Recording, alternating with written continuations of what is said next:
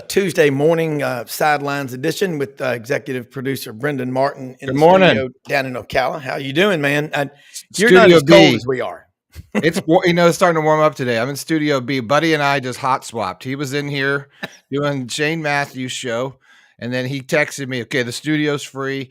And then I came running in and I put in my laptop. So that's how we do Studio B for Brenden and Buddy. So that's how we That studio for the double B's of the Martins, double man. B. Hey, I like what you did, man. I love this in the mornings, sending me a list of topics that are trending. And we're going to bring Chris Lee in here in just a minute. Start off with from the Southeastern 14, Yancy Porter, Rebel Yell Hotline. Right after that, and Rodney Orr, Tighter Insider. There is a lot to talk about. Again, a lot of stories, but I want to say, I think, starting off, losing Toby Keith, man, he passed away last night. I know he wasn't but 62, and I had just heard that he had cancer. I believe it was stomach cancer. Yeah. One of the greatest Patriot singer-songwriters ever, and So he'll still be with us forever. But man, what a great one! And I know there's copyright laws and YouTube and all, but I sure wish we could open up with put a boot up their ass. I love that guy. We'll be right back. Get ready, get pen and paper handy. It's going to be a fun one.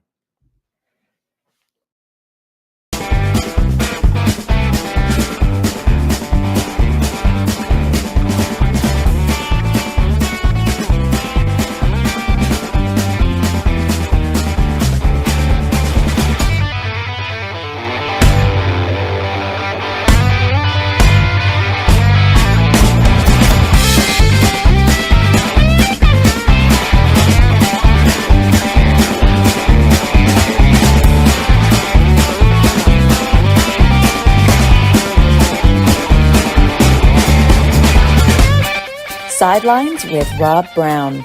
Talk sporty to me.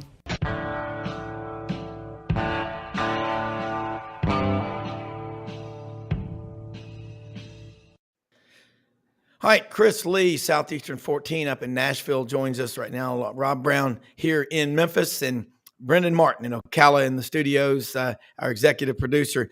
And Chris, 5 stories, and I'm going to throw them at you, and I know you've got a lot you want to cover, but Brenden sent this to me this morning. 5 trending stories in the SEC news footprint.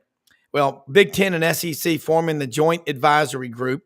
We'll talk about that. New SEC baseball tournament format for 2025. North Carolina defeats Duke in basketball. Both of them in the top 10. What about the rest of the ACC? Mississippi State getting crushed. Where are they going?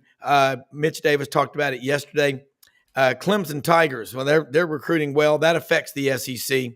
And the loss, again, of Toby Keith, who his Oklahoma Sooners now coming into the SEC. What a Patriot. That guy did a lot, and he was true grit. But, Chris, thanks for taking time to join us, and I'll let you get started in response to any or all of those stories.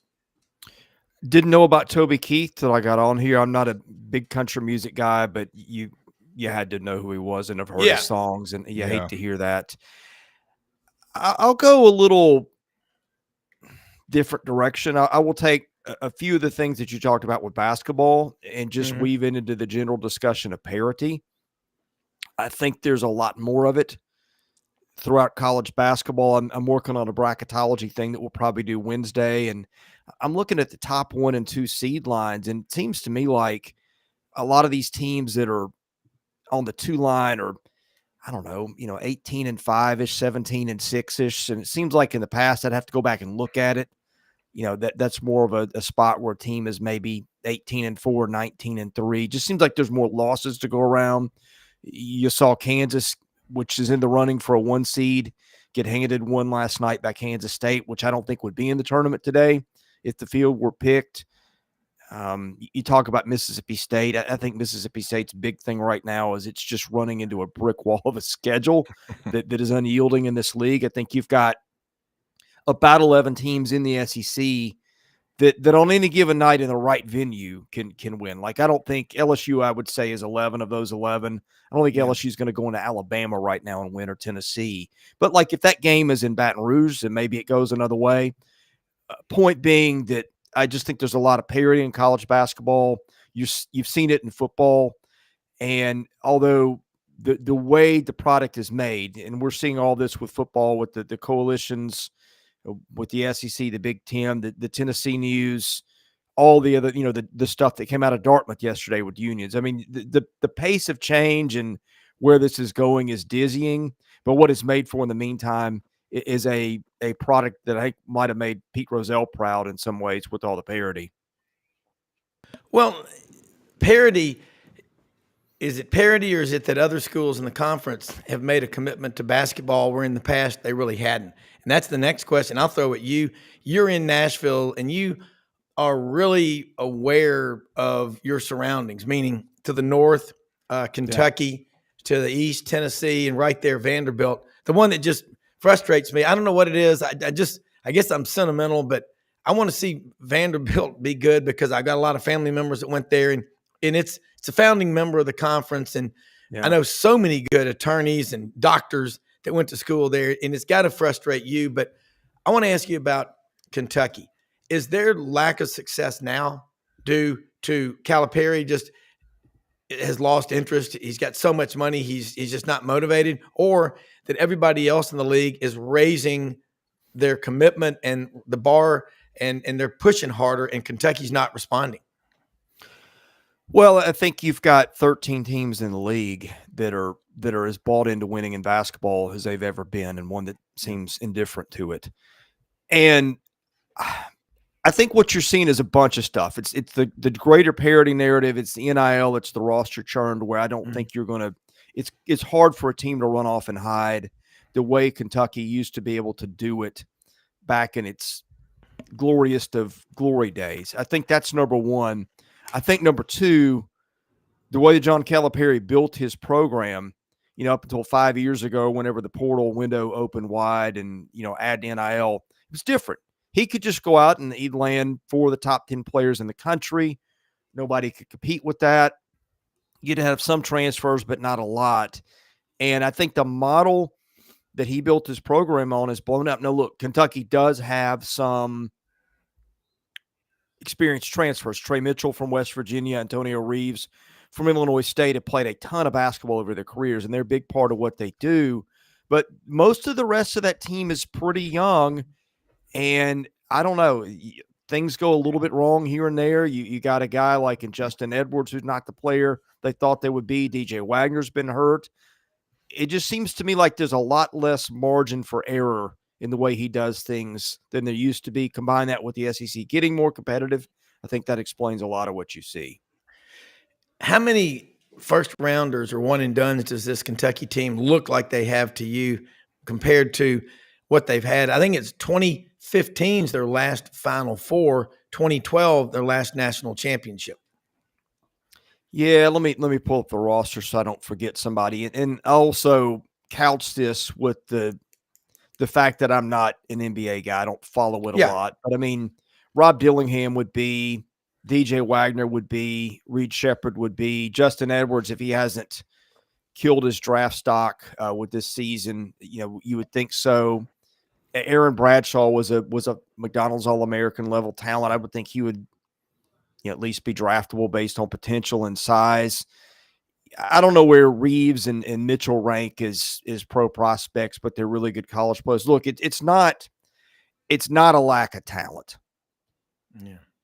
No, they may not have a John Wall or a DeMarcus Cousins or name any one of the surefire NBA All-Stars that they've had in the past. Maybe that's where it's a little different too. Yeah. Well, they just look to me. I mean, Tennessee goes up there and gets a win. Florida got a win last week at Rupp Arena, and John Calipari's guaranteed so much money. I just think it's the same thing happened with Jimbo. He's the basketball equivalent of Jimbo Fisher at Texas A&M. It's just what he is. I thought it before you said it. Yeah. And you just can't give people that much money. You want them to be hungry. And there's always, in the NFL, players are cut left and right for lack of performance. I mean, I remember it used to be Monday morning newspaper. There'd be a list of all the players cut, and it might be the guy that missed the field goal, at the end of the game, but it's pretty ruthless. A along the line, what other stuff? This big story about the SEC and the Big Ten joining forces, an advisory group. Is this just for show, or because I work in banking and finance and all. You have meetings about the meeting. There's just a lot of people who have to justify their existence by having meetings, and they don't do anything. The best meetings I ever saw, in the Ranger Battalion as a reporter, I would see them. They take those big spools that cable goes on to put phone lines in, and they would stand one up, and there'd be 6 people around. You might have the battalion commander, a colonel, and then the captains, the lieutenants, and then the NCOs who really run the military. And the meeting would take less than 10 minutes. And I mean, that was great versus a big, nice, comfortable room with food and drinks and couches and chairs, 2 or 3 hours of a bunch of hot air and nothing gets done. That's what I hope's not happening, because if we don't do something quickly, we aren't going to recognize college athletics. Well, look, the NCAA, we have seen the folly of waiting for direction and leadership and vision and common sense. But the SEC is run by a commissioner who I don't think operates that way. Yeah. The Big Ten is taking a pragmatic approach to this. Now, I don't like what's happened with the realignments and everything, and the Pac-12, half of it getting absorbed into other places and all that. But we can gripe about how much we don't like it, or we can face the reality that things are changing, that football controls everything, that the rules in football are different than they are in other things. And I don't know whether this committee does something or not. Right now, it's kind of neither here nor there, because something's going to happen at some point where common sense is going to reign. I think there's too much money. I think we've got this at the backdrop of the NCAA going after Tennessee, going after Florida State, and then what happened at Dartmouth yesterday. It's just an interesting world right now, and it's all moving so fast, and there are so few guardrails, and so few people have an idea where this is going to go that it's almost dizzying. Don't you guys? I was thinking about this morning. Isn't it an interesting linchpin in this whole thing? Is like, what's Notre Dame going to do, right? Yeah. Like where are they going to go? Because they're non-rev sports. They're down in the ACC, right? And then you got football, which sits in the whole different genre, as we know. And they're happy with their contract, and they're happy with where they are. But man, what happens to the Domers here, and where they, I think that'll be sort of an interesting. As they sit back and wait and see how things happen. And then obviously, what happens to the ACC, right? Do they implode? Do they end? I think these are what I just wanted to bring that up to you, Chris, and get your thoughts on that. I don't know what happens, but the big football brands, there's too much money to be made. If there's an alliance that's formed that says, hey, we're going to take the top 32 football programs in America, just throwing that out there to make it like that. I don't see any way that Notre Dame is left out, because there's too much money to be had with Notre Dame being in it. I think it's the huge brands like that'll be okay. I don't know what it looks like, but I cannot imagine Notre Dame being well, they kind of always controlled their own destiny, right? Right. We're going to do this, screw everybody else, because we've got all the largest fan base, or one of the largest fan bases, and they've always had that contract, in their back pocket for TV. I just always thought it would be interesting. That was just brought up on a show yesterday, and they were talking about it, and then obviously what happens with the ACC, like what's going to go down. Where's Florida State going? Because talking about Florida State, I mean that's a massive brand, especially now, monster brand. And so, we talk about this conversations that, what's going to happen in these meetings, but they can decide all they want. There's a lot of teams that aren't in that room. Yeah. Well, I think Notre Dame is already where everybody else is going to go. And I think, Jackie Sherrill was right 32 years ago. You're going to have 65 teams. You'll probably have 4 16-team super leagues, or 2 32s, or I don't know, 4 16s. And Notre Dame will go with them. But they're already where the future is. You're going to have football on a separate island, and then all the non-revenue sports, or some of them make money, but Olympics, whatever they want to call it, but all the other sports. Because the NCAA runs 91 national championships for men's and women's sports. Basketball is their billion-dollar moneymaker that finances about everything else. Second most profitable national championship is the Men's College World Series. Notice I don't say men's softball. I mean, people always say that. I'm like, there's no beer gut league softball for in the NCAA. But college football, people forget, it's not governed by the NCAA, the national championship. So I think we're going to have football will be over here, and then you'll have a lot more examples of like what Notre Dame does right now all over the country. I think you'll see the Big Ten, those Pac-12 schools. It ain't going to take long for them to say uncle about that cross-country travel. And I mean, the Big Ten schools as well. Rutgers to UCLA for the Tuesday night volleyball game. I mean, wait till these kids grade. They are. I just remembered they are in school to get an education. And that's going to be tough, those 5-hour flights. And then wait till you get snowed in on the East Coast, Chris. That's a problem. But I think Notre Dame is already where the rest of the Big 65 are going to go. And then that other group of 68 D1 schools, they'll have a national championship that'll be just as important to them. And maybe they'll end up having a deal where they play each other after they play each other. Yeah, it's impossible to predict. I do think. I mean, I wish you could make some kind of special exemption for football. Yeah, and I even down to the scholarships. I think that would, with the Title IX, that just the whole thing. Like, there's so many common sense solutions out there, with revenue sharing or things that you would apply to any other business, and this is a business, but because of Title IX. The NCAA's hands are tied a little bit. That's where I do feel sorry for it a bit with having to fund scholarships to things that aren't money makers. It's just this big, weird conglomeration of things. And at every turn, it's hard to work around this or that. Well, Brenden, you're making a good point about this. And that is what's going to happen to the ACC, what's going to happen to the Big 12, the Pac-2.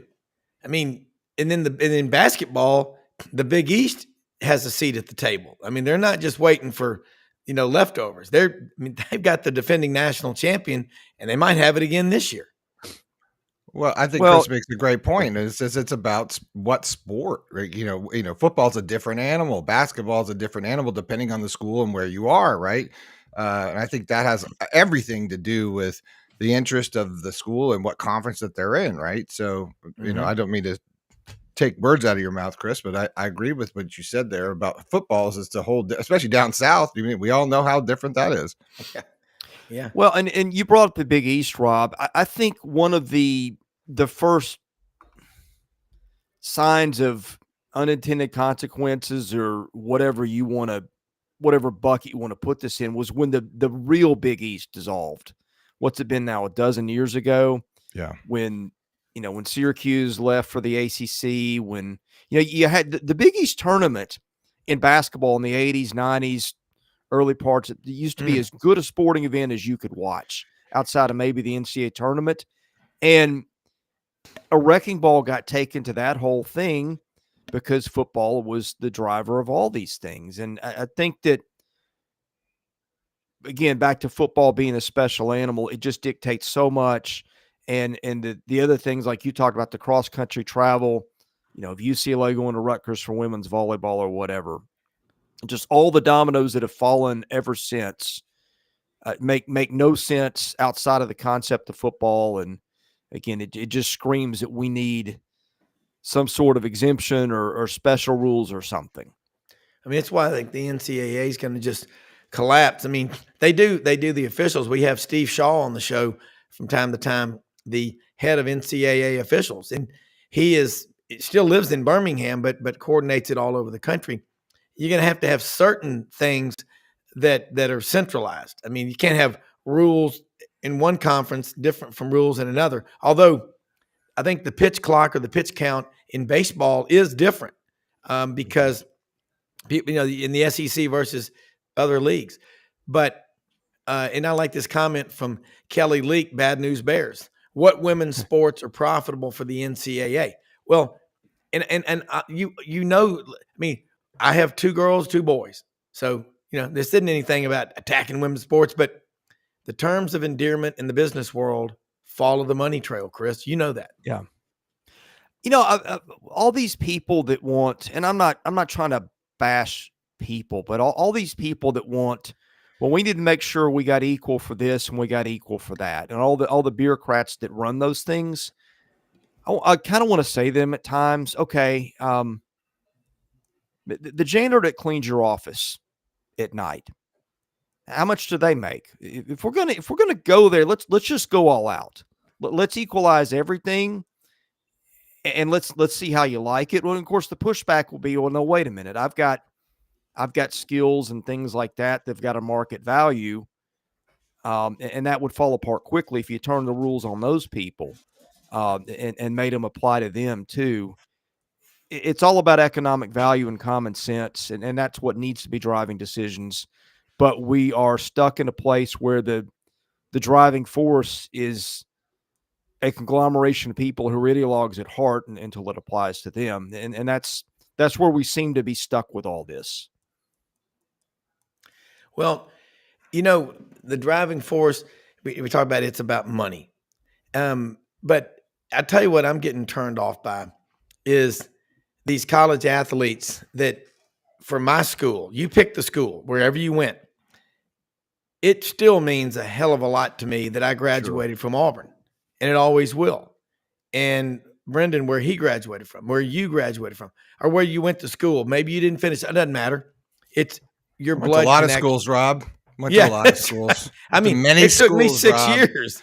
I was redshirted twice. I went to 3 or 4 of those schools. I was very, very active in school, not in class, just in school. Well, Brenden, who was it yesterday, said the college presidents, they just went to, said it yesterday, college presidents just went to college longer than anybody else. No, there's some really good ones that we do know, but some of them I'm like, what are you doing? But Chris, I think that what we're seeing, I want to see kids that love their school. And I think, in my opinion, I think Nick Saban probably had enough of those discussions about gimme, NIL, and I think he just said, you know what? I'm out of here. I'm not gonna kiss these guys' butts and just that's just what it's becoming now. It's not, and I'm wondering this, Chris. How many of these kids really love these schools versus how many of them are just going because they got money? I mean, I'm beginning to think it's almost a false. It's a Trojan horse. It is. I mean, if you grew up in and around college football, and here's another place where it went wrong.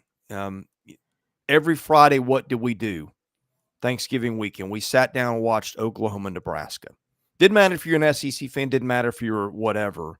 And those things had meaning, they had history, they had tradition. All that has gone out the window now. It's a free-for-all, and I think some elements of it are good. We have freedom of choice in all other areas of life, or most of them. And so we have, for a long time, created this world where there wasn't freedom of this or that. And so the pendulum always swings too far to the other side when changes are made. That's in the midst of what we're in. You see the NCAA fighting back to swing the pendulum back to a place that seems untenable and unfair to ward off what kids can or can't make based on the use of their skills that make hundreds of millions of dollars for other people. And that's just where we are. And until we have a vision and a leadership and a plan, which there clearly isn't one, we're going to continue to have this show. Do you? This is just more about Vanderbilt. Do you watch SEC Shorts, the comedy on YouTube? Yeah. Have you seen the recent one? They did where they all, each team's represented by the guy. He goes in to meet with the teacher, and they give him the update on how they did for the year, and then they bring in the Vanderbilt person. Yeah. And he walks in and he's like, just sitting there. He's like, can I just have my revenue share, please? Just have my money. Yeah. I just want my money. Everyone else is like, you got most improved this year. And you did this really funny. And then Vanny guy comes, just give me my cut. They hand him over a bag of cash and they walk out. How much is that? I mean, I don't think that's obviously true, but it does kind of feel like that sometimes at Vanderbilt. I think it's more true than I thought it was. a few years ago. It's just we could do a whole 2 hours on that. I think this explains a lot. I was talking to somebody because if you want to go back to 2018 when David Williams stepped down / was forced out, whatever, and if you want to go back to 20 years when you remember that whole thing about the school eliminated the athletic department, that's really the start a lot of Vandy's stuff. They presented it at the time that, hey, this is a great thing for athletics because now we don't have to run a budget surplus and all these things. And we couldn't do it without doing that. Well, you can do a lot of stuff if you put your mind to it, but it was framed as this is good for athletics. What it was really was the start of a time in which, and I was rewinding this because 5 years ago, Vanderbilt, when it was searching for an athletic director, it had settled on Boo Corrigan from Army. And he was practically packing his bags to come, all but hired. Something happened at the last minute and it fell apart, and it was Vanderbilt pulling the plug. And I've never heard anything bad said about Boo Corrigan. I think Vanderbilt just decided it wasn't the image that it wanted. So then it went and grabbed a guy with a law degree who wasn't even seeking the job because it fit the image the school wanted. And again, the image, when I was asking somebody about this, and I'm sorry for going around the world. No, you're fine. But at Vanderbilt, everything's always complicated. I was asking somebody maybe a month ago because whatever happened with Boo Corrigan, it never really came out. I heard theories, but I never got an explanation. And this guy knows it really well. And he just laughed at me. He said, they were never going to hire an athletic director. I said, I think, I know what you mean by that, but what? He's like, they're not going to hire an athletic director. They want a vice chancellor over athletics. And when you look at it through that lens, which is a very Vanderbilt specific thing, they want their vice chancellor to look and act like the one who's the vice chancellor over this or that, or any. They got like 30 of them. I'm told. I've never fact checked that, but like bank vice presidents. Well, yes, and at every other school, it's like offensive coordinators at Florida. Yeah, right. This is a good way to explain it. This was explained to me this way too. Imagine every school is an umbrella, and all your academic stuff falls under that umbrella at every other school.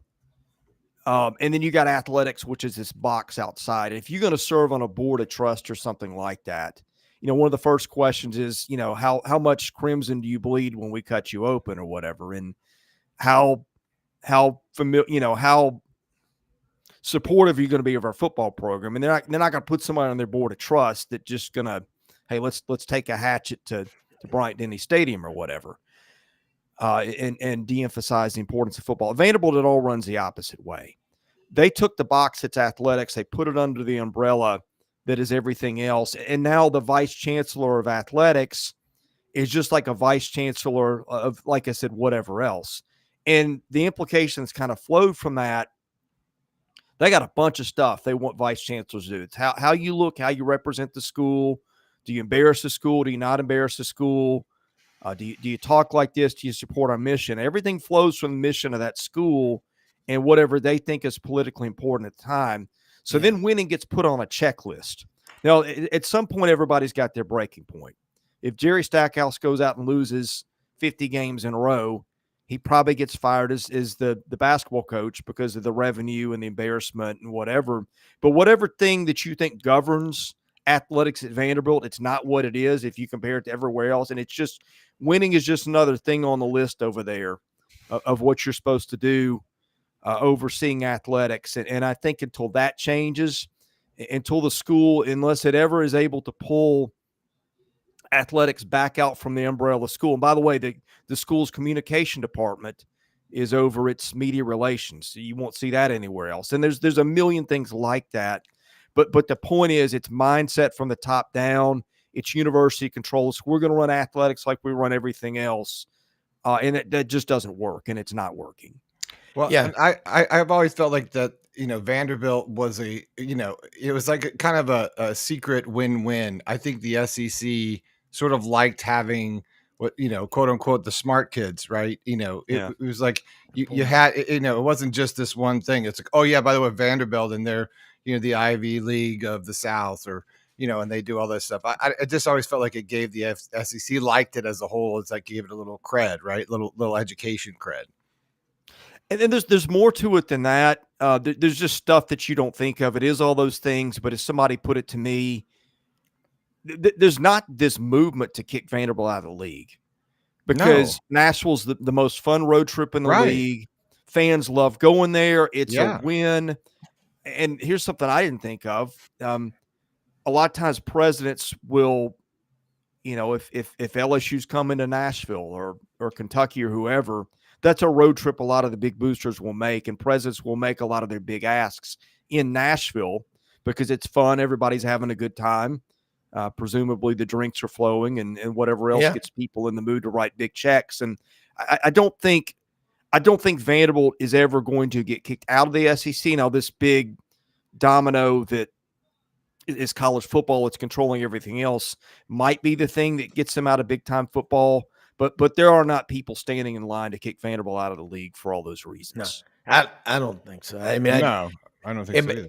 And everybody, the schools in the Southeastern Conference everybody's constantly trying to raise the academic bar. I mean, but Vanderbilt I think if you have a league, and I said this last week, you could see going forward where if schools aren't making a commitment in a sport, it's prorated where they get less revenue. And say, how can you say that? Well, if it's just years. I mean, you look at SEC basketball. That's basically what Mike Slive said in 2014. But when we're getting this SEC network, you got to do better because we can't serve bad beef at Ruth's Chris Steakhouse. We got to get the best. I mean, that's what. Well, and I never understood. I always just felt like it's a marketing thing. I was like, I don't know how you don't market yourself in Nashville. Like, I just don't know how you don't make that interesting. I just, there's got to be a way. I mean, have a great halftime show, something. Like there's got to be something that you can do. I mean, I'm a marketing person, right? I just think that would be an easy draw. I mean, give the damn tickets away at this point. Get dancing bears out there. It's not on their list. Things that are important at every other school are not important to Vanderbilt. Athletics is just one thing of another thing. It's a don't thing. Think people even know so much. Yeah, they've got so much money. And they are so image conscious. They don't care about the winning. They care, does it look like we want it to look, and does it appeal to the Ivy League crowd that we cocktail party with? Well, they should look at like a school like Boulder, because they used to feel that way before Dion was there, and then they realized they were losing so much money with that empty stadium back there with no one was going to for years. Yeah. Chris, look, I know you've got to get and do another. I think you record on Tuesdays, so love having you on here on Tuesdays. Awesome. And let people know how they can keep up with you, because you do great work and it needs to be watched. And we want you being part of this Sidelines SEC Sports Network. Yeah, I run the Vanderbilt Rivals site, have for 21 years. Got tired of covering that all the time. Launched Southeastern 14. Yeah, that's a rough time. So I still do them both. I spend more of my time at Southeastern 14. We cover men's basketball, baseball, and football wall to wall. We're about to go record some previews from Wednesday night's games. We'll react to tonight's games on tomorrow's show. We had power rankings yesterday. We do an SEC basketball fantasy draft that's interesting. We do a mailbag on Fridays. And we're doing football. I'm going to talk to Matt Moscona here in about an hour about SEC football. So go search YouTube, Southeastern 14. You'll find all our stuff there. Look, we love it, man. Giving you the horn, man. The old school. I love it. And I'm getting a lot of people, but having you on here, learn a hell of a lot. But never is football out of season. So look forward to having you on next week with more great news. Yeah, thanks, Rob, Brenden. Appreciate you guys having me. Have a good day. You bet. He's awesome. He's so he really is. And so is this one, Yancy Porter from Hattiesburg, Mississippi. Rebel Yell Hotline, man. Catch them Monday night, 6 p.m. Central, Sports 56, WHBQ in Memphis, and Super Talk, Mississippi, Monday nights at 6, all over the great state of Mississippi and all over the Mid-South. And Yancy, last year, 3 weeks before it was even talked about or rumored, you said, don't be surprised if Ole Miss doesn't hire Chris Beard. He is already doing what you thought, and I thought he would, building a power there. And the home atmosphere, that was their first loss to Auburn Saturday night. But the students, everybody now, that's the thing to do, is go to an Ole Miss basketball game like it is with football and baseball. Are these the best times you can ever remember across the board in Ole Miss athletics? Great question. I'll tell you. I'll give you that answer after baseball season. Yeah, it's got to do their They part. just lost. They just had their second pitcher. Their top two pitchers for this season are now out with Tommy John and Revis. That was expected to be the Friday or Saturday starter. Just went out Friday. So last 2 years they've lost their top two pitchers just weeks before the season started. It's a blow, and as you know, at Ole Miss, baseball really means a lot more than probably 99.9% of the schools. So, the Ole Miss community's just trying to get over that blow right now. But they did bring in a deep recruiting class on the mound, so we'll see how that goes. Well, last year, after winning the national championship, they didn't get to the tournament, and neither did Mississippi State after winning it, 2 years ago. Yeah. How deep is the SEC in baseball? When we're going to get back to basketball and football in a minute, but we love all these sports. But how deep is the league in baseball? And they're going to a new format in 2025. Yeah, with the SEC tournament, single elimination. I don't know how I feel about that. Change is hard. Some of us it takes longer than others for change, but Yeah. it could. I think with that proposal that passed there, I think the worry was that teams that win the SEC tournament or go deep or worn out by the time the NCAA started and down the road, does anybody remember the SEC tournament, right? It's supposed to be to get you prepared for the NCAA tournament, and the ones that are, really going deep in that tournament in recent years just are not having any success in the NCAA tournament, the one that really matters. So, let's give it a whirl. Let's see if this can help rectify that problem. As far as basketball, yes, I mean, look, you saw last week the atmosphere in that stadium, the arena there at Ole Miss. You couldn't match it anywhere in the country. So they're hungry for basketball. It's been 3 or 4 years since they've been relevant in basketball, and you get off to an 18-3 start, and winning scratches all itch. So. Yeah. There's no doubt, yeah, but anywhere in the country, you get a fan base that starts believing that it's going to generate a ton of excitement. Yeah. I like Bruce Pearl's comment. Chris Beard got done in 6 months at Ole Miss what it took me 3 years to get done at Auburn. That's a hell of a statement, and certainly a sign of respect that he has for Chris Beard. And I just think Chris Beard, he's one of those coaches. I love coaches like that. They're just driven, and they're obsessive, compulsive winners. Yeah, and it just is. It's a lesson for fan bases out there, right? Where was Pearl's program after 3 years, right? And in today's climate, even what year is this for Beard? 10th?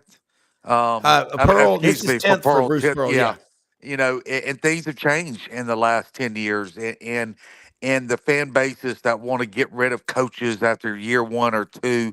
Certainly 3, right? If you haven't won big in year 3, that they want you out the door, no matter the sport. I mean, it's a good lesson, right? I mean, sometimes you got to have patience, and as the Bible says, patience is a virtue, Oh, it and is. fans don't No have it around question. the country.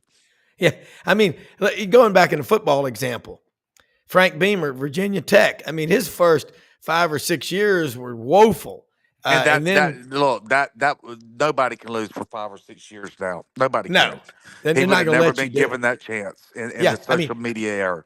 Yeah, what Mike Krzyzewski at Duke, Dean Smith, John Thompson. You look around, and the patience that fans don't have anymore is costly. But a guy like Chris Beard, he understands that. Man, Well, Chris Beard does not help that, right? He comes in year one everywhere he yeah, goes, and he wins big. And fans say, well, look at Beard did it. Look yep. at Saban by year two. They're competing for national championships. So you have you have very selective examples of coaches that can come in and win big from the jumping out of the gate, and everybody clings to those coaches. Well, that's just not normal, though. It is not. I mean, it happens. You name the sport. A coach comes in his first year. That doesn't always mean the success is going to follow. Gus Malzahn is Exhibit A. First year plays for the national championship. The next year goes 8-5. Yeah, And you can't. one Yeah. excuse after another. But Chris Beard and Bruce Pearl, their personalities make you believe, okay, it's going to get better. I believe it. I can conceive it. I can believe it. I can achieve it. Have you had a chance to sit down and talk with Chris Beard about his philosophy on everything from getting the fans engaged to recruiting and NIL? Well, I've spoken to Beard on several occasions, but I Yeah. really haven't gotten down to the nitty gritty about the fundamentals of Yeah. how he builds a program and the way that he tries to achieve it. We've talked a little bit here and there about different things within the program, but no, not that kind of heart to heart, really breaking down the program. But look, one day I will. Hopefully, I have that chance. I mean, there's going to be. There's rumors that Louisville's going to be coming after him if the Arkansas coach takes that job, and if Arkansas job comes open, it's always going to be rumor gate. But I do think he'll be here for a few years. I think that any questions from Beard about the support he's going to get from the Ole Miss fan base have been answered now. Like I said, just the last 3 or 4 games at home in the SEC, the atmosphere has been Yeah. unmatched. It's just incredible. Well, I go to Oxford a lot and have so many Ole Miss friends, and they have a lot of money. And I say this all the time because I get so damn tired of people taking cheap shots at Mississippi and Arkansas and some of these smaller states. Tremendous. If you have not been to Oxford, go to Oxford. Just go to the square. Go to Proud Larry's, candy shop, City Grocery, Downtown Grill. Go to the Beacon for breakfast. I don't give a damn. And you go to a baseball game down there. They sell more than 10,000 season tickets in baseball. There's 3,500 people on a waiting list, people. Yeah. Lane Kiffin is perfect. This guy is always going to have Ole Miss in my opinion, in that 9-10 plus win. That's going to be the new minimum is going to be 9. But Yeah, man, I think 9 would be a monster huge disappointment for next season. yeah, Maybe one of the biggest disappointments in school history. It's if you don't make the playoffs next year, it is a total colossal failure. yeah. How Well, I wanted to they ask a got money question and they on got the. players. Yeah, Yeah, Do what now? I just was going to ask you, Yancy, and along the same lines of, with Lane Kiffin, as much as there's a lot of buildup, right, about how great the off season's going, and last Yeah. season. Mm-hmm. Do you hold your breath a little bit and think, God, I hope the old, Lane doesn't wake up, or you know what I mean? Like, because I know that feeling, and it's like, it's like you Well, love him until you hate him, right? And like, you don't want him, like the young Lane Kiffin, to maybe show up one day or do something that he done in the past. Is that even a part of the conversation? no, not really. Because you know what kind of coach he is, and in the past, it's like, man, if the quarterback gets hurt, it can run everything, or if this certain offensive tackle get hurt, the left tackle, it just like last year, right? We saw that the week of the Georgia game, they lose 2 of their offensive line starters. You had 5 guys that played all year. The week of leading up to the Georgia game, they lose both their offensive tackles in practice, and then they lose their center in the very first series, and it just they just absolutely fell apart in that Georgia game and got embarrassed. But you don't really have that now because you brought in 4 unbelievable proven offensive linemen around the country. You bring back 4 of your starters. The defensive line added so many key people. Just everywhere down the, there's not really the depth. The depth is not an issue for this year, and they're so solid and deep on the line of scrimmage, which we all know that's where the Georgias and Alabamas always win in the end. And so no, because you got the coach. The coaching's going to be there. He's accumulated the best staff that arguably that he's had during the Kiffin era. The depth is now can get into that Georgia, Alabama because of the portal. Now, if the portal was not there, would Ole Miss have accumulated this roster? No, they would not. But it is there, and they're taking full advantage of it. And it all goes back to the collective. Walker Jones came over from Under Armour. He was the marketing director there for 12, 15 years, and they just kind of led the country in doing unique things to really get one of the best collectives in the country, and that's what it's all about. That's giving Lane the bullets to go out there and get these players in, and everybody has complete confidence that Lane is going to be one of the best X and O coaches in the country. Yeah, and look, this is what I love about you, your knowledge of not just Ole Miss, but about the other schools around you in the league, and your genuine honesty. I mean, and I don't know, but the portal is there, and Lane Kiffin is the portalologist. I mean, he's done it like nobody else has. Some coaches don't like it. Dabo Sweeney, not a fan, and it's pushed his program backwards in the wrong direction. Hey, Yancy. Rodney Orr, Tighter Insider, as you call him, one of the OGs, the original guys. And he's on here with us right now. Let's bring Rodney on in here from Tighter Insider. And folks, Yancy Porter and Rodney Orr both work harder than a dozen rented mules and Mennonite farmers after a storm. But you need to follow these guys. And both of them are going to let you know how they can do it. But I love getting them on here together, too, because they know one another. And I think people need to understand more and more what really goes on in covering these teams. And, Brenden, you know this, and I know it. We all have our schools that we love and we went through and we pull for. But we also are interested in each other, what we're doing. And if we don't have good programs and we don't have success, we have nothing to talk about. So pull for your school, but just pull for everybody else to win except when they play your school kind of deal. Rodney Orr has also written a new book called Bigger Than Bama. It is a powerful story that resonates with a lot of our audience.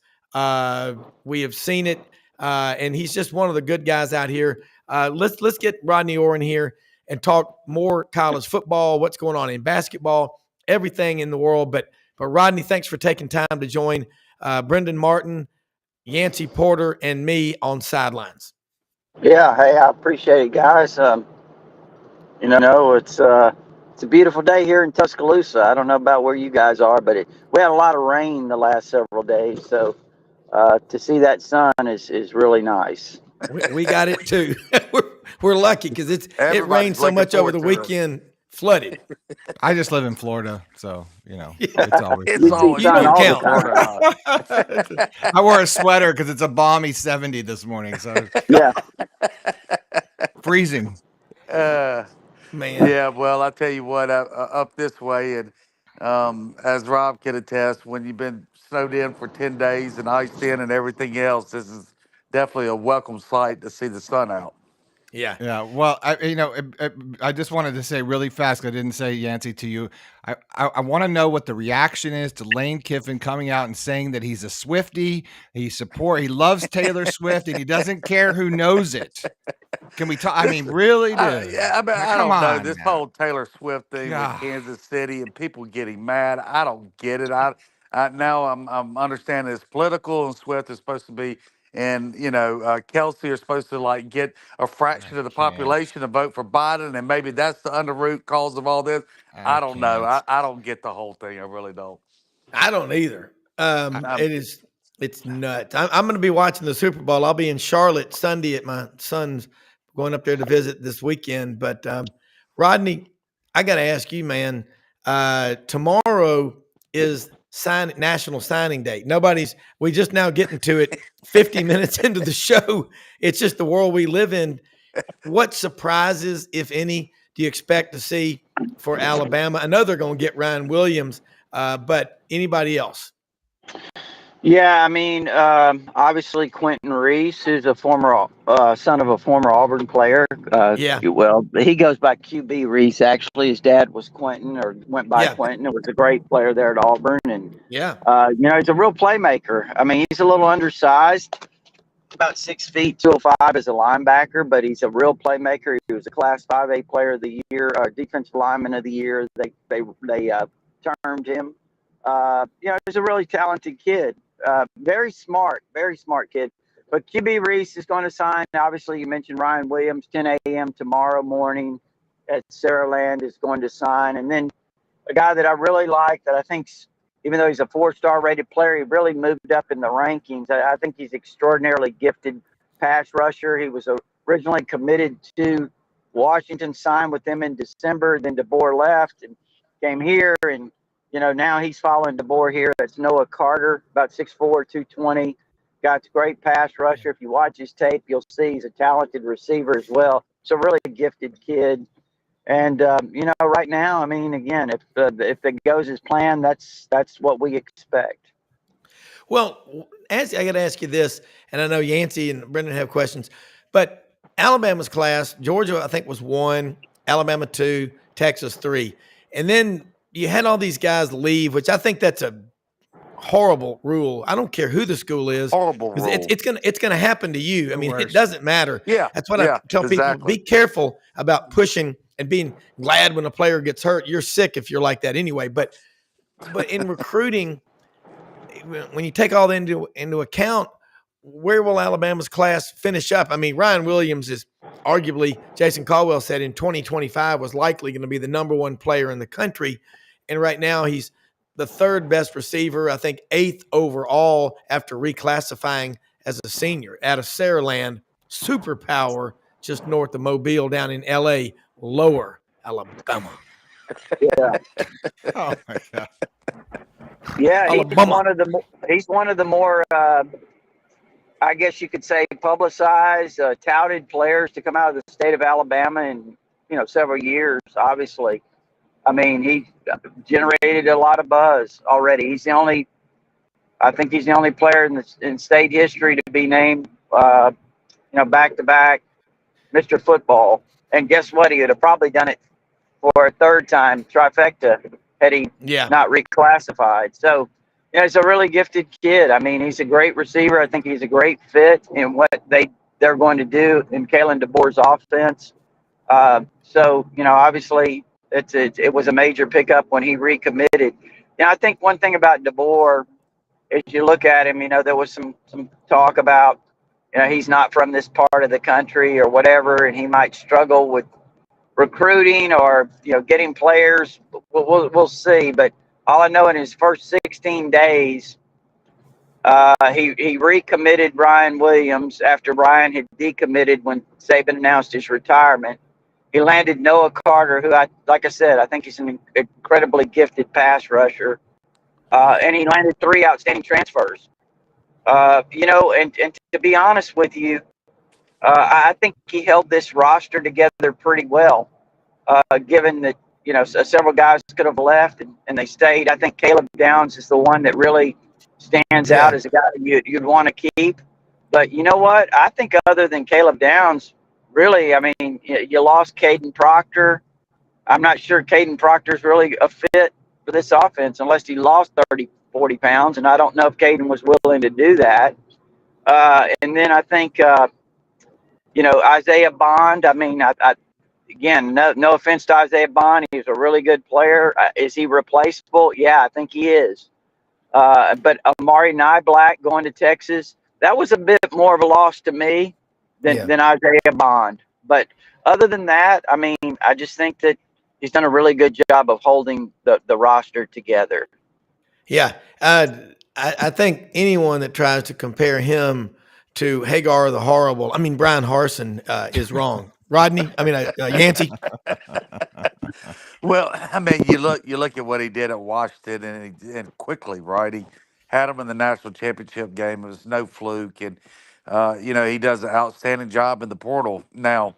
Now, some Bama people might be saying that, well, we don't want to be the next Ole Miss and go, portal heavy so much.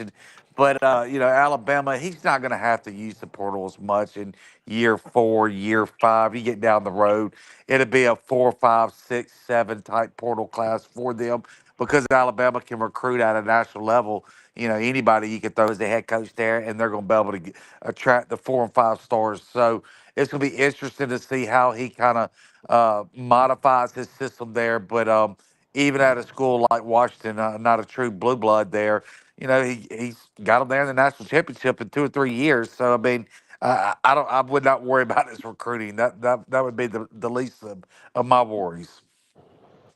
Yeah, and Rodney, Nick Saban, we haven't heard anything out of him really. Is he just? I don't know. Is he in town? Is he in Florida?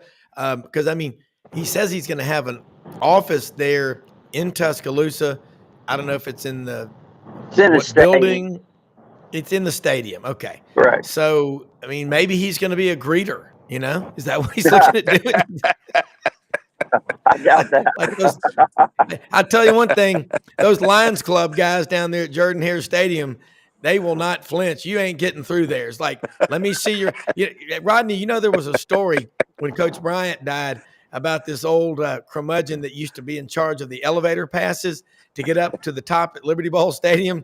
And Alabama was there playing a game, and Coach Bryant was trying to get in, and he didn't have his pass. And he goes, "You're not getting in." It was a true story. I saw that happen. Yancy probably remember it was back in the mid-'80s. Yancy, who was the basketball coach at Ole Miss in the mid-'80s that ended up going to Missouri, Kansas City, University of Missouri at Kansas City? Lee Hunt. Lee Hunt. Yeah. I literally was standing right there. I was covering the Ole Miss Georgia basketball game in Oxford, and Lee Hunt had just suffered a disappointing loss. He was disgusted. He stepped out of the locker room. He goes to the bathroom or whatever, and he's coming back in, and the guy says, "Sir, I'm sorry, I can't let you in. You don't have a pass." I'm telling you what, Lee Hunt wasn't a very big guy, but man, I can't repeat what all was said, but it was decorum prohibits. I mean, you probably had to watch out for the rats rolling by your feet in that old Coliseum. Yeah. Good gosh. Oh, the Tad Pad. That thing was awesome. Man. The Tad Pad. I hadn't heard that one. Awful. Yeah. Awful. Well, Rodney, I mean, so Kalen DeBoer is in now, and I don't know, have you had a chance to talk to him yet? Because I've got a lot of Alabama fans asking me, what's he like? He's from South Dakota. If you want to get his attention, growing up in South Dakota, I've hunted up there a lot, and we pheasant hunt up there in Chamberlain and Oklawana and Iroquois and these towns like that. And yell when you see him, go rooster, because that's what you say when you see a rooster. I bet he'll just come to his knees. But ask him if he's ever been to the Corn Palace in Mitchell, South Dakota. That is where Mike Miller played his basketball. I've been in there and taken the tour. It is something you've never seen anything like it. I mean, it would be like the Brisket Palace down here in the South or something. But what did you say the name of it is? The Corn Palace in Mitchell, South Dakota. Okay. Yeah. All right. Don't ask him about the Congo Club. He may not know about that, but it's a neat place, and the people up there are just amazing. Most of them are 5th, 6th, and 7th generation homesteaders. What do you mean? They look at that land. It looks like the landscape of the moon. They say, "You want this? Yeah. You really want this? Yeah, you can have it." I mean, so they're really great people. I love them up there. Like Gary Rose, our friend at the L7 Ranch in Chamberlain. And but to me, he seems like a guy that has a to-do list of about 25 things when he goes to bed every night. And what is, like, as far as recruiting and everything like that, what he did at Washington, weren't they just basically a dead program? He goes 25-3 in 2 seasons and plays for the national championship in his 2nd year. Yeah. Well, I think it's going to be really interesting we've got spring practice starting in March. I think it's going to start March the 4th. Wow. Somewhere in that vicinity. So, we're less than a month away from I'm so excited. from this really starting, Yeah.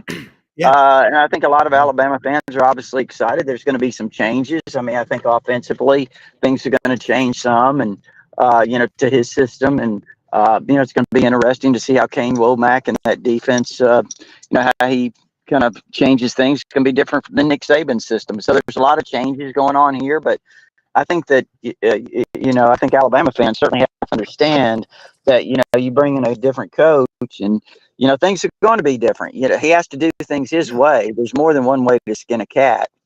And I think that Nick Saban really realized that, there were changes he needed to make.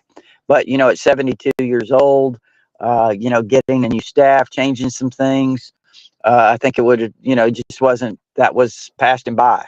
And I think that, he did what he said he was going to do. Saban did.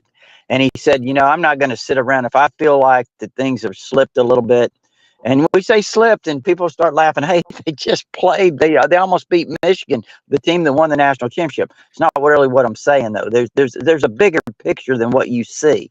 I mean, you've got to be able to see the whole program.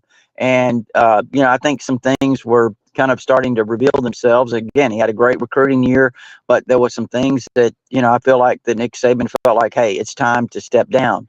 And, DeBoer's got to be able to do things his way. So I'm interested to see, Rob, when spring practice starts, the competition at quarterback, the competition at all these different positions. And some people say, well, you got Jalen Milroe coming back and he's a leading Heisman candidate. Well, I mean, again, Milroe had a lot of ups and downs. We know he's an extraordinarily gifted player. There's no question about his athleticism. But I think he's probably got to make some big jumps. And you know what? I'm not putting that past Milroe to do that. But as a passer in this offense, I think there's some things that he's got to definitely improve upon. I do too. I wanted to ask real quick, Rodney, real quick. Rodney, I feel like the Nick Saban having the office, in the stadium or wherever it's going to be is very a la what, ambassador, like what Steve Spurrier's done at Florida. Do you feel like that's the capacity he's going to probably work in? And I think, and then secondly, I think everyone thinks that these coaches are just so ready to be like, oh, I'm so helpful and here we go. And this is what I do. But that's really not the nature of the beast with a lot of these guys. I think that they're there I think, they're more hands off, like, hey, it's your deal. I don't want to, overshadow what you're doing. I'm here if you need me. And coaches don't really like to just, hey, come on. That's not a very popular thing. At least that's what I've seen, here in Florida. Yeah, right.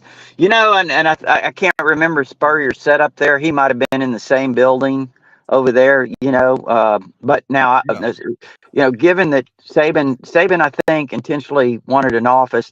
By the way, his office in the stadium is a complete replica of the stadium he had inside the football complex, which is, 3 or 4 blocks away. So they're not going to be in the same building, but, typical Saban fashion, he didn't want anything changed. He eats some Little Debbie cookies every morning. And I actually heard somebody one time brought him, you got the small Little Debbie cookies, and he eats 2 of those every morning. Okay, somebody accidentally, he needed some of those Debbie cookies, and they brought him the big ones. Yeah. Boy, that person learned a very good lesson that day. He wants the small ones. So that's kind of the way he is. That's his personality, So he's got the replica office there in the stadium. It looks just like his other one. And I think really to answer your question is, I think, just from a transition standpoint, anything where he can be helpful, he will do that. I think there's some things with the transfer portal that he may, be involved with, NIL, those types of things. And, we'll see, what the future is after maybe a year. But I think for the next year, he's going to certainly help anything he can do transitional wise. We're talking with Rodney Orr, Tatter Insider. It's only $48 a year on the May Veterinary Clinic, Tuscaloosa and Northport. Tatter Insider report since 1964, providing the best veterinary medicine, health care for dogs and cats. 2 locations, again, open every day of the week. Sundays, the Camp May, where the dogs and cats can stay while you're on vacation. They have an outdoor pool. They even have connecting cat condos for that old hag down the street that has 20 cats. They can all stay together, okay? So it's a beautiful place, and drop off and pick up only on Sundays from 3 to 5 p.m. We're really proud and honored to have May Veterinary Clinic as a sponsor, some of the best people around, and Waller and Susan and Guy, all the Mays. Mayday, Mayday. Yancy, you just heard what Rodney was saying about having a coach there. I don't know Nick Saban, but he strikes me as somebody who is OCD, which is what most highly successful people are. Yeah. I like Rodney's take on that, and I like what Brenden said as well. And what do you think? I don't think Saban needs to be there. I think he needs to be there for a couple weeks for the transition and help out and be there for the alumni, but hanging out at the stadium and just a presence of that big. I mean, look, you're talking about arguably the greatest head coach of all time. That is someone that is very controlling, that just has that presence. I think the new coach needs to come in with a clean slate without somebody hanging over his head. I don't think it's good for him to be there. That's just my opinion. Yeah. And Rodney, hearing Yancy say that, we don't know what Coach Bryant would have been like because he died, as he often would say, Rodney. He goes, I don't know if I ever want to retire. I'll probably croak in 30 days. And he did not live long. Looking back, what do you think it would have been like? Yeah. What do you think it would have been like? And we all have our opinions and all, but who are you going to find that you'd want to talk to someone like that, but what do you think? Well, Coach Bryant was the AD, so Yeah. I think he was going to stick around for a while, and try to help Perkins through that transitional period. But that's 40 years ago. Again, I think a lot of things depend personally, individually, how you are, and I really don't know. I'll be honest with you, man. You guys might be surprised about this. Everybody loves Nick Saban. Over here, okay? You Yeah. understand that. You understand that. Oh yeah. But I'm gonna be honest with you. There's nobody talking about Nick Saban right now. It's all And he likes DeBoer. it. It's all Kalen DeBoer. It's all Kalen DeBoer. Who's he hiring? The staff he's put together, the recruiting that they're doing. They just had a big junior day, and there's a lot of excitement. I think he's entered. Look, Coach Saban's the greatest, just like you said. This is not taking anything, but there comes a time for a guy to move on, and I think there's about a 95%. If I'm just going based on my website, people I'm talking to, there's about 5% that are still hanging on to Coach Saban. Okay, and a lot of those people are saying, why didn't they hire Lane Kiffin? Why didn't they hire Sark? They should have honored Coach Saban and kind of kept his system going or whatever, hired one of his guys or whatever. You always have that crowd. But I'm just being honest with you. I think that now I'll tell you this because I experienced it 40-something years ago. When Coach Bryant stepped down, Ray Perkins was not, even though he was a Bryant guy, and that's what I try to tell these people who say, well, we should have hired a Saban guy. I try to tell them, I said, look, I was here 40-something years ago when Ray Perkins came in. He played on 2 national championship teams, should have been 3, 1966, that they didn't win. They should have won. But anyway, I say all that to say he was not well received by a good portion of the fan base.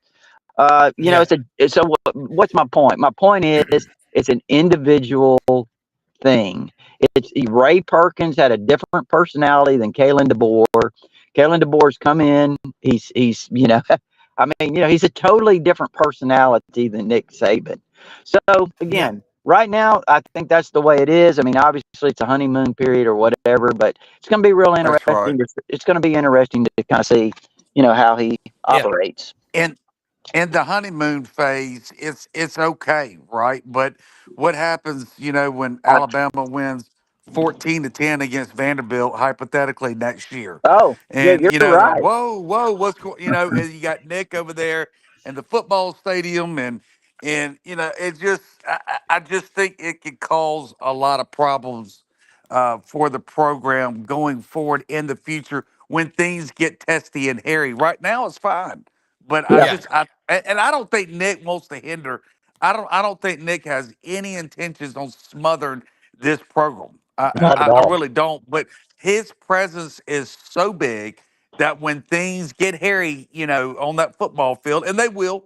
I mean, it doesn't mean they can still go Yeah. 13-0 and it gets hairy, right? Alabama is going to get mad even when they win close games. So it's just, I just think Alabama made that break. They hired a coach, had nothing to do with Saban. Like you said, it wasn't a Kiffin, it wasn't a Sark, it wasn't anybody who Yeah. played for Nick, it wasn't any. So let it be a clean break, right? Let the guy spread his wings and be his own man. Yeah. That's just my opinion. Yeah. Yeah. Buddy Martin, good morning and welcome aboard. We're talking with Rodney Orr, Tider Insider, Yancy Porter, Rebel Yell Hotline. And interesting topic is about, Nick Saban and Rodney said he's going to have an office like his office was in the football complex in Bryant-Denny Stadium. And that's something we didn't see with Coach Bryant because he didn't live but I think 28 days after he retired. But you want to chime in on this one? I just glad to see you pop in the BB studio. Good morning to you. First of all, congratulations on the show, guys. Enjoyed listening to it. Listening to you, Rob. Congratulations. I'm just here for a cameo, as they say. I got business to do outside, but I was going to tell you my name was Brenden. And I didn't get away with that. So I do want to go back to one thing, if I just might, in the 2 or 3 minutes you allow me to be here today. And that is the old story about who can get in, who was Coach Bryant not getting back in, the basketball coach not getting back in. I went to about 22 Masters over my lifetime covering Masters. There was always this behemoth, this guy, huge guard. His name was Tiny. He weighed about 325 pounds in the media center. And he was quite the story. And Cliff Roberts, you guys might have heard the name, it's way before your time. He was the czar of Augusta. He ran everything, every leaf, everything had to go through Cliff Roberts. And so Tiny was adamant in his job. He was a Georgia Tech football player. He came over there to be a guard. They told him, don't you let anybody in this without a pass. So lo and behold, here comes Cliff Roberts going down to the media center, okay? Back in the days of the Quonset hut. Walks up to go in, and Tiny says, hold on, sir. He says, excuse me? He said, hold on. He said, what do you mean, hold on? He said, you can't come in here. He said, I'm Cliff Roberts. He said, I don't care who you are. You're not coming in this press center without a pass. Cliff Roberts turned around, went back up to the Augusta clubhouse, came back, walked up to Tiny and said, can I get in now? Opened up, had 6 passes, different passes. But that's okay, son. You're doing your job. Yeah. I love that. That's right. I mean, you want people like that. He's doing his job, and you think, but that really happened at the Liberty Bowl. That was a legendary story. Coach Bryant couldn't get in. That old guy goes, "Sure, you don't have a pass, and well, you're not getting in." He goes, "Well, I've got to get up there." And he didn't let him in. Finally, they got him in. But that's somebody that's diligent in their job. That's a cool story. I like that. I'm loving Rodney talking about his book and hearing the Yancy. And boy, I was talking to my friend Shane Matthews. We did the show together this morning. And he was talking about the Ole Miss and about the money. He says, you have no idea how much money Ole Miss has. Now, he's from there. His daddy went to school. His mom was a cheerleader. And he says, they got so much money. Yeah. They can, they're one of the richest schools around. And in this NIL world today, that means a lot.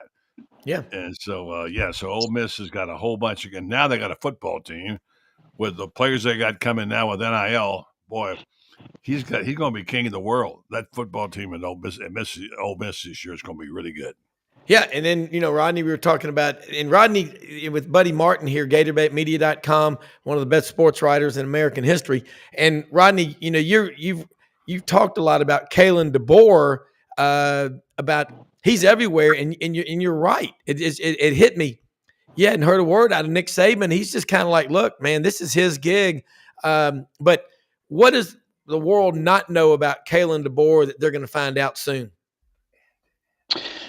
I think the thing about him is, and again, let's be clear. I started studying Kalen DeBoer back in October when I was tipped off that, this Saban thing's real. He might be stepping down.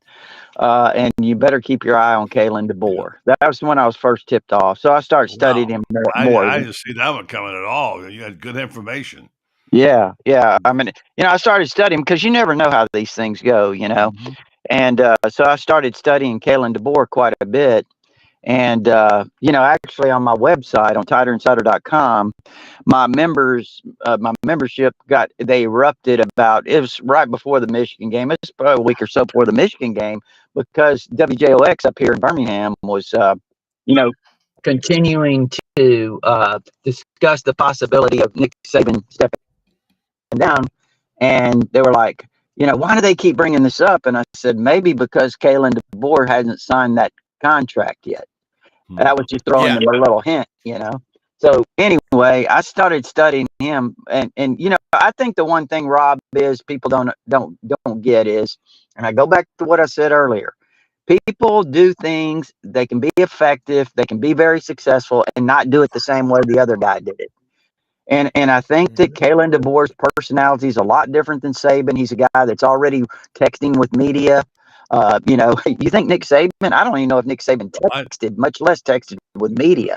Not local media. He certainly didn't. Yeah. And look, I'm not knocking Coach Saban. I mean, you know what? He did it his way, and I respect that. So I'm not knocking him for what they did, but I just think that he's a more approachable personality than Coach Saban. And again, bravo.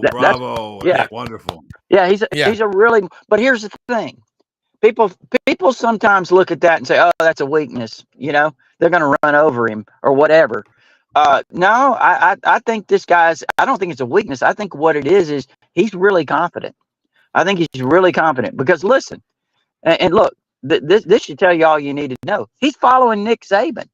He didn't have to come down here. He could have stayed at Washington. Guess what? Michigan would have probably offered him a big deal, or somebody else would have offered him a great opportunity.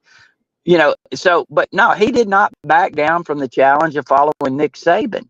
And a lot of people, I know I talked to a lot of people around the country, and we talked about when I started thinking, hey, this Saban thing could really happen.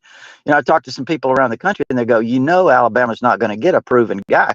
Because I called one of my top sources in Texas who's got contacts around the country. And I said, listen, what do you know about Kalen DeBoer? And he started telling me all this stuff about Kalen DeBoer. And he goes, well, why are you asking? And I told him, and he's like, Kalen DeBoer's he's not going to follow Nick Saban. Why would he follow Nick Saban? So anyway, to get to back to the point is he's a confident guy. Again, he's going to do things different than Nick Saban, but he's confident in what he does. He's confident in himself, his staff, and the way he runs an organization. You saw what he did at Washington. He's very successful. He's been successful everywhere he's been. Again, this is going to be, people say he's got more talent, Rob, than he's ever worked with. I also say this, he's going to be playing against a lot more talented teams. So anyway, I just think he's a really intense guy. Yeah, I do too. I think it's going to be a lot of fun. And just, look, it's Alabama. Once you win like this, people say the fans are, well, when you win like that, any fan base, Celtics fans, Cowboys fans, they're still waiting for that next one. It's impossible to go back to where you were. Once your mind, that's what happens when you are educated. Once your mind goes from its original size and expands out to here, it never reverts back. I mean, we're always learning. All right, look, about out of time, and Rodney Orr, Tyler Insider, folks, tonight, 6:30 p.m., he and Gary Harris, another one of our team members here on the sidelines, SEC Sports Network, they do a great show, 6:30s. Never know what they're going to talk about, Rodney always says, till he gets there, but it's a great show. Rodney, let them know how they can order the book and keep up with you. And let me say that most often we see the face of Christ unleashed among us. We live in the greatest country in the history of the world. Don't let other people, as Gandhi said, walk through your mind with their dirty feet. Focus on the positives and find excuses to win, and follow people like Rodney Orr, Buddy Martin, Yancy Porter, Chris Lee, all part of Sidelines. But tag us out here, Rodney. Yeah, TiderInsider.com. It's only $48 a year, and you can get instant access. If you're an Alabama fan, get instant access with your credit card. If you prefer, there is an address there to send a check, and that gives you all our premium information, but also our all sports forum. That's our community of Alabama fans. Have a great, incredible community there. And then also, you mentioned the book Bigger Than Bama. It's available. We would prefer that you order it off of rodneyorr.com. That's RODNEYORR.com. Or if you prefer, you could go to Amazon.com. It's available there. But, those two options for my book, Bigger Than Bama. It's about more than just Alabama football. It's got a lot of inside stories on recruiting, coaches that I've covered, and all of these things, the hiring process of Nick Saban. But it's also about life. It's about things that happened in my life that, as we talked about a couple of weeks ago, Rob, with the addictions in my family and the loss of my wife. So it's all of those things in Bigger Than Bama. All right. Well, thank you so much for being part of our show. And look, the link in the chat room, if you hit it, you can tell people to go to the chat room and subscribe to our YouTube channel and get involved in the chat room like Rodney talks about, the forum that he has. And, buddy, love having you on here, the wise man. Looking forward to having you on more and more. And football never stops. Somebody is starting spring practice probably in the next 5 or 10 days. Yeah. So our support group won't have to suffer too long, will they? Oh, right. And Rob, thank you. I'm left here to push the button when the time comes because he had to go outside. But here's the deal. Can I say one thing? Yeah. About what's going on now with the whole issue of NIL, how to deal with it. There have been some successes, Ole Miss, what have you. Alabama didn't matter. They got all the money in the world. Florida's struggle with this whole thing and the Jaden Rashada deal where they screwed that up, whatever. And the whole money issue has become a big story, maybe the biggest story around. We don't want it to be because guys like us are purists, Rob. We love the game. But it's like Shane Matthews said on the show, it's boiled down to the fact if you want to get players, you either got to win all the time or you got to offer them more money. And that's the sad reality of what we got here. So now you take a case like Florida with 500,000 alumni out there. They're trying to raise money. And, of course, every day the price goes up. You hear $1 million quarterbacks, $100,000 to $5,000 business. How do you deal with this? Yeah. Here's what I want to tell you. Tonight on my show, if I may just plug it for a second, at 9 o'clock Eastern time, we're going to reveal the guy who is going to be one of the key guys in the future of Florida's major fundraising program called Florida Victorious. Somebody I know well. This guy's a stud. He's going to be stepping in. Now, I saw his plan yesterday. I can't tell you what it is. The massive plan he's got to publicize this whole thing is masterful. It will be a huge story for Florida because more than a special teams coach and more than an offensive coordinator, they need somebody to raise money because schools like Ole Miss can drive them in the ground. Yeah, well, everybody out there is in the fundraising business, and if you're not, I don't like NIL the way it's set up, but if you don't embrace it, you're going to fall behind, and someone else is going to pass you up, and they're not going to let you back up in the front of the line. But great show today. We'll be back on tomorrow. Got a Dudley Dawson, Vince Ferrara, Jordan Hill. Be talking a lot of SEC tomorrow, which is what we do every day. And watch that Buddy Martin show tonight. I will be watching that. I'm interested to see because what happens down there, Rodney knows this, I know this, what happens at Florida and Alabama, these big flagship universities like that, it has reverberations and affects everybody in the country. See you tomorrow. Thanks for watching. We are out of here.